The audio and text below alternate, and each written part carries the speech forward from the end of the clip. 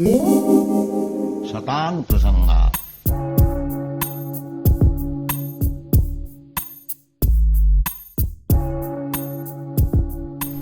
Hare Krishna, dear devotees, and welcome to today's session. I pray that all is well with you and your families at this time. So today we're moving on to the next sutra, and it goes as follows. Another response to the request to wait is, "That's it, I can't go on any further." Actually, our hope never was in that last straw. It was in Krishna. That last change of circumstances doesn't actually change what you are being requested to do. In genuine spirituality, true inner experience means your inner must match your outer. That means what we are experiencing and doing externally, that must also be reflected internally.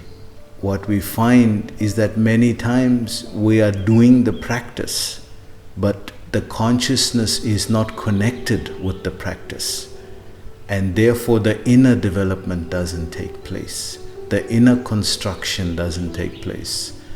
So when an event comes along and it shakes up our world, then we are confused because we substantiate it by saying, "I did all of this, I've done so much, and I'm regularly doing so much.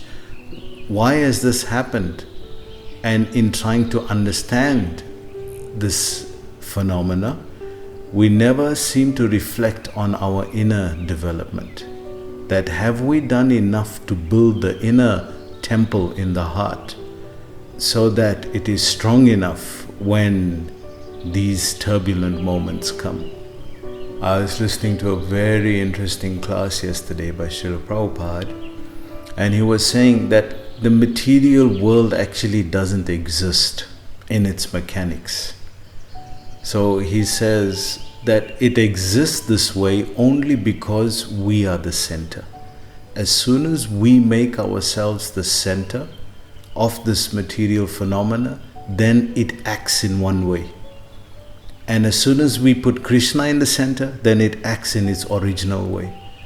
So in essence, everything is spiritual. Everything is acting according to the laws of nature, according to Krishna.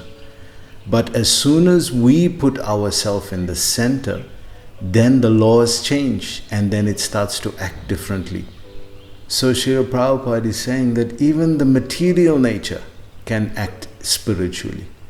It's only material because of our material abhiman concept, that we are in the center. As soon as we spiritualize it by putting Krishna in the center, everything changes. Prabhupada is explaining that there are so many multifarious energies that Krishna has. Parasa Sakti Vivideya Suyate Jnana Bala Kriyacha. He has so many different energies. So they are all spiritual by nature, but they act differently according to the consciousness. When our consciousness is material, it gives a material effect, and we are in the center. And when our consciousness is spiritual, then it gives a spiritual effect when Krishna is in the center. Our sutra goes on to say today, another response to the request to wait is, "That's it, I can't go on any further." So yesterday we were talking about how the devotee has snapped, and the devotee doesn't have the strength to move on to the next stage. Why? Because they have not developed any substantial growth internally. They've done a lot externally, but they have not worked on their consciousness. They have not worked on developing strength from the inside. So when the turbulent moment comes, they are completely overwhelmed.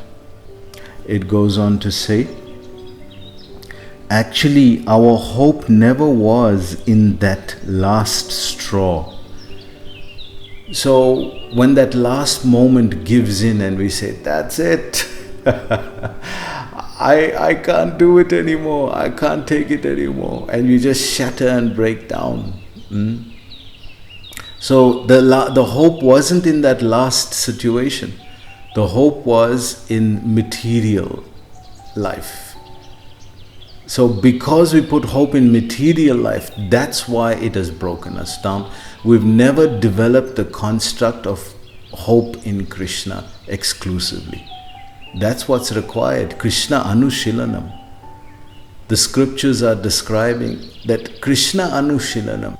Anya bilasita sunyam jnana karma navritam anukulyena Krishna Anushilanam.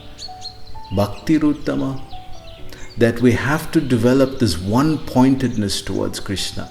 Bhagavad Gita says, Vivasatmika buddhi ekai kuru nandana bahushaka hoyanantascha buddhiyar vivasayam.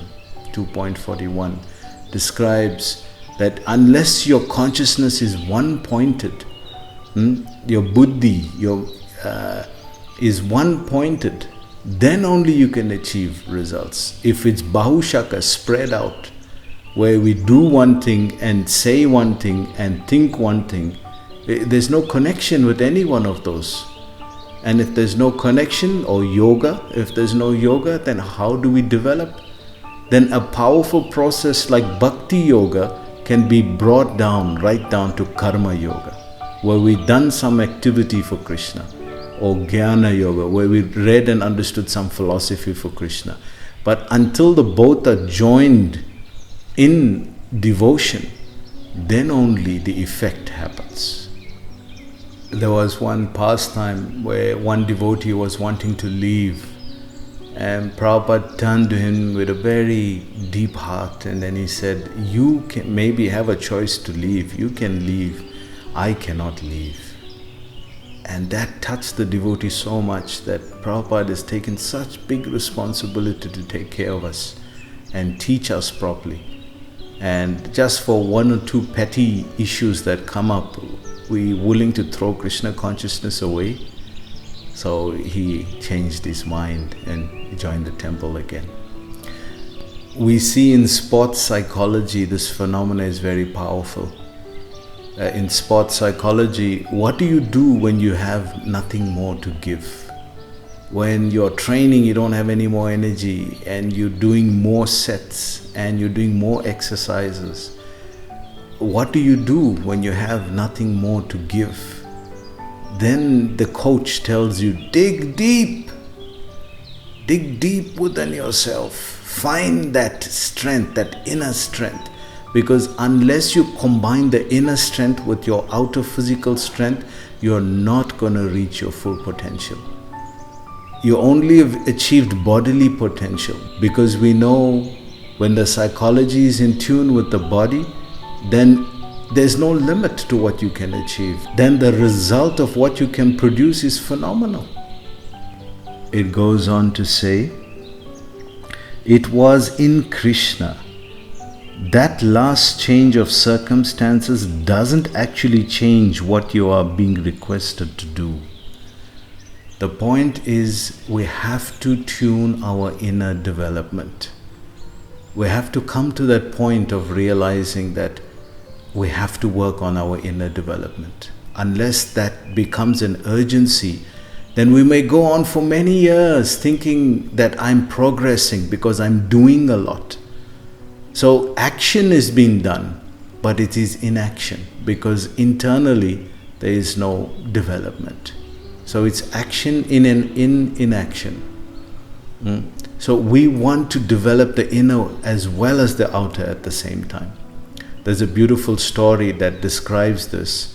It's the simple-hearted story of the cobbler and the Brahmin.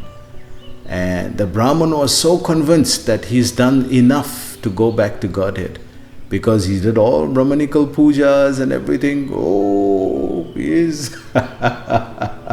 very convinced that, I'm definitely on my way back. And one day he met Narada Muni. Oh, Naraji, namaskar, Hare Krishna. And please, where are you going? Oh, I'm going to see my sweet Lord Narayan. He says, oh, okay. When you go, just in passing by, when you see the Lord, in passing by, just ask him, when am I coming back? When am I going back to Godhead? So, yeah, oh, sure, okay, I'll do that. And then as Narad went along, he saw under a tree there was a cobbler, you know, jutawala. He's dealing in leather, contamination, skins and things like that. So nobody would expect that this person would be a devotee. So when he was there, oh Naraji, he offered Dandavat, very respectful. And he says, Maharaj, please, you're going to see your sweet Lord. Please ask him, when will my day come? So he said, you're going to see your sweet Lord. I just would like to know what he was doing. That's all. That's all you want to know? Yeah, I just want to know what he was doing. Okay.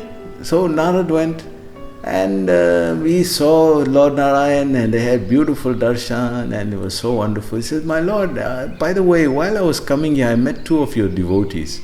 And the Lord had a interesting smile on his face because he knows what's coming.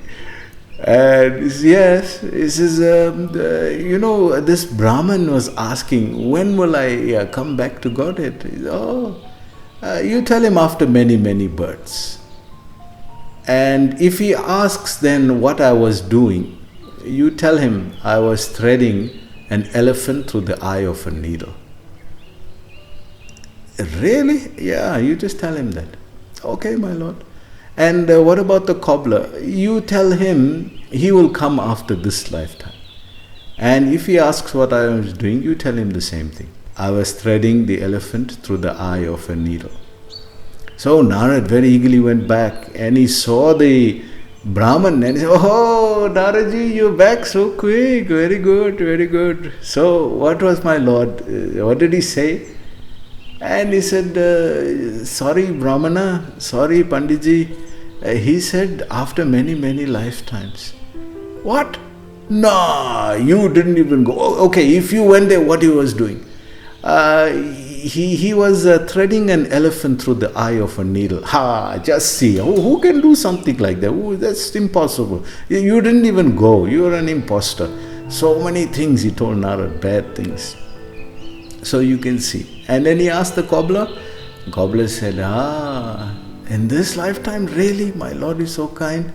And what was he doing? He was threading the elephant through an eye of a needle. Just see. And he said, Narad was curious. How do you believe this? He says, if he can put a giant oak tree that I'm sitting under into a tiny seed, why can't he put the elephant through an eye of a needle? And that he understood this is a devotee. So do we have, in nature there's a beautiful example that always inspires me. And that is of the salmon. I'm sure you've seen that. The sockeye salmon is a very powerful, determined creature. And what it goes through to go back to its birthplace, go back home, back to its Godhead, to its birthplace. Up streams, up rivers, weaving through this way. Bears are coming to attack it. It's swimming upstream against the current, over rapids. What kind of determination this creature has? So we can learn from nature. This is what it's going to require to go back to Godhead. Do we have that kind of alignment, externally and internally?